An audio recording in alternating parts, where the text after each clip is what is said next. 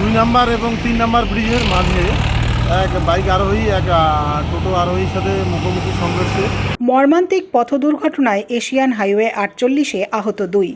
মঙ্গলবার রাতে Asian highway 48-এর Dhupguri শহর সংলগ্ন 2 ও 3 নম্বর ব্রিজের মধ্যবর্তী এলাকায় একটি বাইক ও টোটোর মধ্যে মুখোমুখি সংঘর্ষ ঘটে।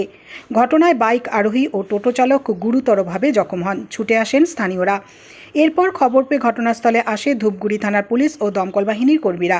তাদের উদ্ধার করে ধূপগুড়ি গ্রামীণ হাসপাতালে নিয়ে যাওয়া হয়।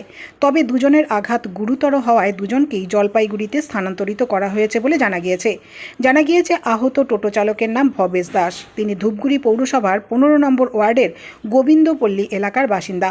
তবে আহত বাইক আরোহীর নাম জানা যায়নি। এদিকে পুলিশ বাইক ও টোটো উদ্ধার করে থানায় নিয়ে গেছে।